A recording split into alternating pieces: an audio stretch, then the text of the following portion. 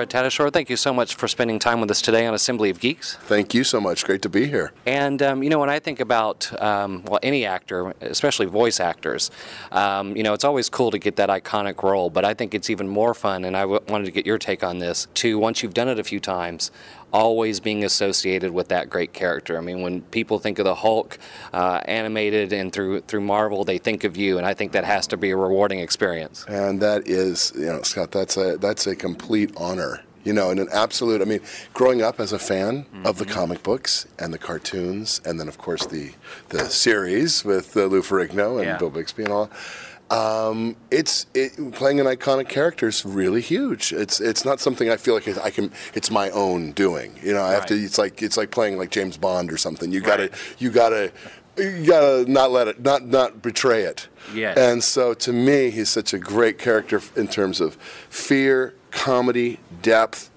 For a voice actor to play is endless for me. I never get tired, ever bored of playing this character. I would think not. No, I just love it, and he keeps evolving. Yeah. So I get to add new colors and change, and everybody's came before has been a huge influence, and we just keep the character alive. Do you know what I mean? Absolutely. Yeah. So to me, it's more like not something you it's yours. You just feel like, wow, this is such a dream come true.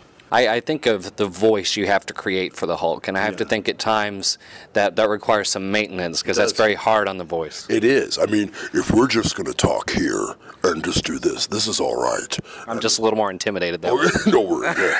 Fortunately, Hulk's a good guy. You find out. But when we have to get into the louder, ranges, you have to. It's like doing stunts. You have to warm up. And you gotta warm down afterward.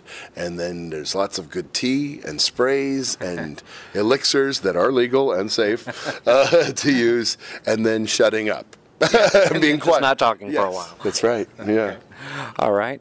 Well, so have you done this long enough now where occasionally you go somewhere and someone runs up to you and asks you to do this voice? Yes. Happens a lot now, actually. No one recognizes me on sight usually, but when they find out, it's funny. People like it. The problem is you can only say, Hulk smash loud in a restaurant in so many places, and then the other day I saw it was a little girl, and my parents said, "Will you do Hulk for the little girl?" And I did it, and she started to kind of get scared, and I was like, "Oh no, that's maybe not the time and place." But yeah, ultimately, people like to hear it. Probably shouldn't ask you to do that in a library or a church, maybe. No, church or library is out of the question. Maybe fun. Yeah, would definitely change things up. Absolutely. Well, how do you feel about the renewed interest? with the films and the explosion of geek culture, and the Hulk has to be big too. We geeks have won finally. Yeah, I'm thrilled. It's because there's so many great stories and even characters and villains as well that people haven't heard about too much. And Marvel, Stan Lee and Jack Kirby and the gang really worked hard, as you know, putting some great backstories together. Yeah. And he'll downplay it now, but no, they really did some they're tragic stories. And I think this is kind of like our American mythology, and it's coming back up, and there's so many rich areas to explore and create upon too. It's incredible. It really is a universe. It really is, and that's another thing that keeps evolving, it seems. So, all right, well, tell us a little bit about Heroes United. We had a chance to see this today. One way that I would put it, it's just nonstop action. Once that inciting incident takes place, it just doesn't stop. It was, even though Adrian Pasdar was Iron Man, and we got to really, he's so great. And we had such a great time performing. We got to act together, which was really great. Oh, really? Okay. Yeah, and that always helps. And he's such a great guy to work off of, And but I forgot how much action it was. You acted out, but we were working so much on the acting, the emotional scenes. But then I forgot. I was like, oh yeah, then I get this, and the electrocution and the explosions over here, and it's a big roller coaster ride. It's we get a very difficult villain. Yeah. To beat. Yeah, you have to kind of figure out how to beat him as you go, because he's all electric. Exactly. Yeah. Exactly. And all power. Yeah, and wonderfully, beautifully voiced by D. Bradley Baker, of course. Yes, that's right. Yeah. That's awesome.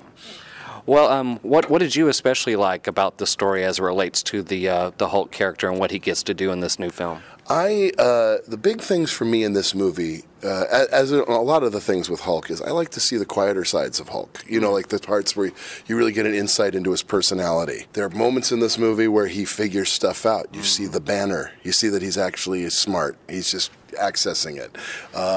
We're talking about lightning, you know, Yes. or when he helps somebody that is actually trying to hurt him. You see that he's actually a force of good. He's not just a raging, violent storm. He's a good person inside. Well, he has to always remind Tony he's not always going to be the smartest guy in the room every time. Exactly.